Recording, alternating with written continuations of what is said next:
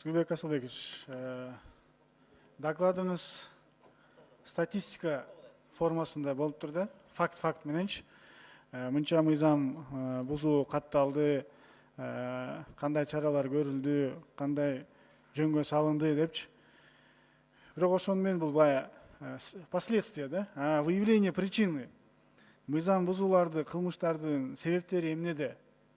Абалды жакшыртуу үчүн кандай мындай эмне иш-чаралар каралыш керек? Ушундай бир талдоо жүргүзүлдүбү? Анализ барбы сизде?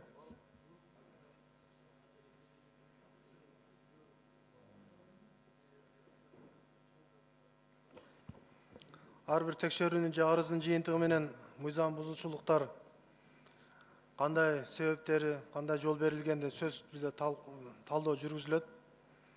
Ошол мыйзам бузуучулуктарды, укук бузууларды алдын алуу максатында прокуратура кызматкерлери тарабынан 1104 доклад жасалган. Анын ичинде мамлекеттик органдарда 288, мекеме уюмдарында чогулуштарында 600, элдер менен жогулушууда 216.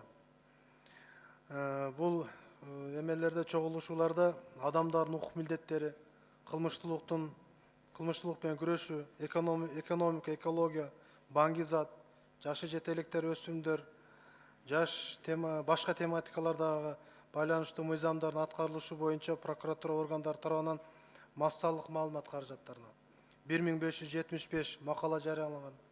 Анын ичинен гезит журналдарга 497, радиода 165, телевиденияда 94, интернет булактарына 912 макалалар берилген.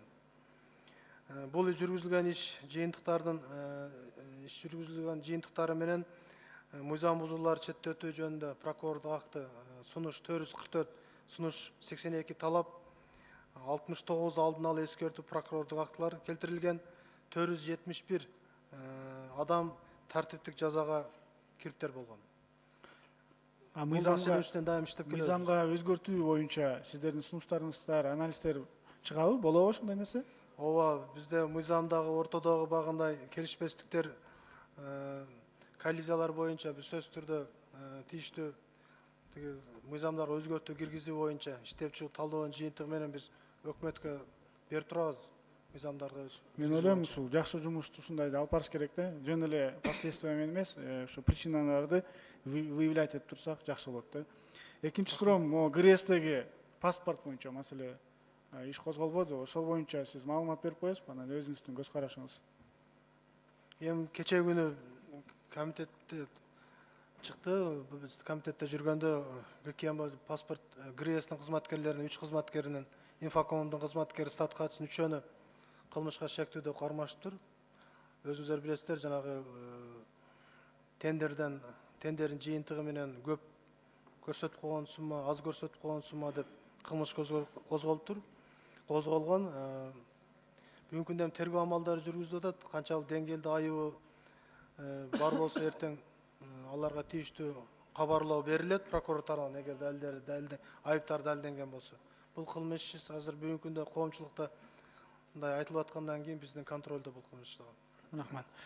Взятка алуу боюнча түшүнүктүү, взятка берүү боюнча канча кылмыш иши козголду?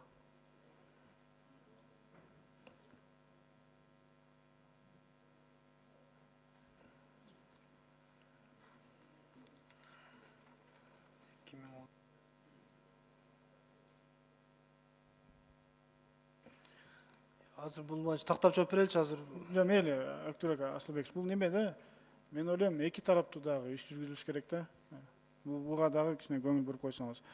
Мен өзүм жеке отчетуңузду удовлетворительный деп таанам, жана ошондой эле сөзсүз түрдө бул отчетко баа берилиш керек. Мен сунуш кылып кетет элем, ушул отчетту удовлетворительный кылып кабыл алышыңызга. Рахмат.